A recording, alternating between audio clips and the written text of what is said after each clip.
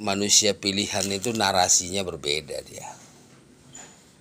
Jadi manusia pilihan itu yang milih itu bukan mereka. Jadi dengarkan firman Yesus. Saya yang milih kamu, bukan kamu yang milih aku. Artinya manusia pilihan itu dilahirkan. Dia diciptakan sebelum diturunkan ke bumi. Jadi nggak bisa kita itu mengarang diri kita jadi manusia pilihan itu nggak bisa. Dan jumlahnya juga sudah tertentu di bumi. Ya. Yang berikutnya mereka itu menyatu. Dalam hidupnya itu berpikirnya sederhana aja. Toh saya di bumi ini santai aja. Mati juga masuk surga kok, ngapain repot. Dan hakimnya juga saya. Jadi kalau melihat orang lain itu ya dia santai saja, diem. Biarkan aja apapun yang terjadi, toh hakimnya saya kok. Kue harap menebus warga karo orang ini tergantung tangan anak domba Allah ini. Ngapain saya pusing mikirin kamu? Kan gitu, biarkan saja. Yang penting udah kusampaikan kepada kamu rambu-rambunya. Nah, kalau manusia yang tidak pilihan, dia tidak bisa melihat manusia religius ini. Jadi pendeta, pastor, paus itu semua mengatakan dia manusia pilihan. Bukan. Dia religius juga bukan.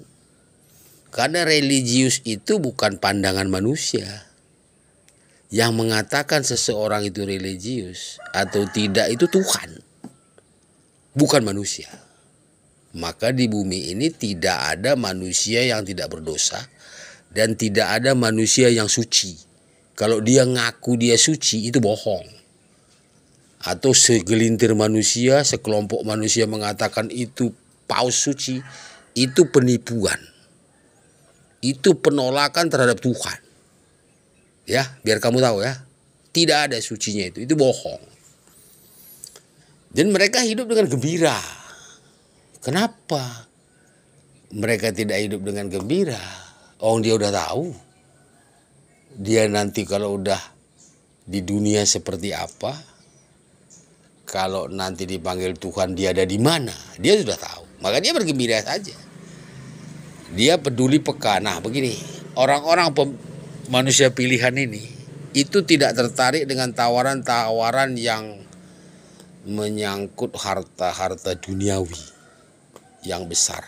Apalagi penampilan-penampilan yang dia menunjukkan dia religius, pakai surban, pakai ini kemana-mana. Dia tidak tertarik. Karena itu bukan religius orang seperti itu. Nah, hampir orang-orang pilihan ini yang dia buka itu pasti lembaga-lembaga yang menyangkut alam dan sosial. Biasanya mereka mendirikan yayasan, mendirikan koperasi, ya, mendirikan organisasi masyarakat yang bersifat kolektif. Ya, dia nggak dirikan PT. Orang-orang pilihan ini jarang dirikan PT, CP. Karena itu kan langsung berbentuk reward finansial uang, dia tidak ke sana. Maka dia mendirikan organisasi-organisasi yang sosial. Ini umumnya orang-orang pilihan ini. Dia bijaksana, iyalah. Ngapain kita marahin orang itu? Kita omong kamu berdosa, nggak perlu. Ngapain kita bilang dia berdosa, orang kita tahu. Ya hanya kita katakan bertobat aja kamu. Karena kita tahu dia tidak mengikuti kita, tidak sesuai firman, dia pasti binasa. Dia pasti neraka. Untuk apa kita takutin?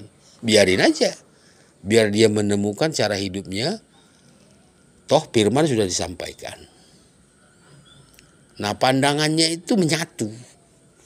Jadi kalau manusia pilihan itu apa yang di langit itu dia tahu. Tanda di langit itu. Peristiwa itu langit itu kan cermin. Kalau Yesus tahu itu apa yang terjadi di bumi itu, lihat aja di langit itu. Udah nggak akan meleset. Makanya kita senyum-senyum aja. Ngapain ngasih tahu manusia? Nanti malah manusia takut. Cuman selalu kita katakan ini hari zaman. Kalau kamu nggak amanah pemimpinmu, kamu mesti punah. Hanya begitu aja. Jadi dosa itu kan hukuman. Dosa hukuman. Jadi menolak Tuhan itu pasti dosa. Maka kamu pasti hukuman. Hukuman itu positif. Kamu disiksa, neraka dan binasa. Udah begitu aja. Dan kita tidak perlu marahin orang. Untuk apa kita marahin orang? Karena dia bukan manusia pilihan. Ya biarkan saja. Seharusnya dengan kehadiran kitab suci, kehadiran nabi, kehadiran kebenaran, dia mencari manusia pilihan ini. Mestinya bukan kita yang ngerayu dia ngapain. Maka sekarang kami udah losin itu. Teruskan saja pemimpinmu, presidenmu, DPRmu, bupatimu, teruskan. Kau pasti punah. Yahweh, amin.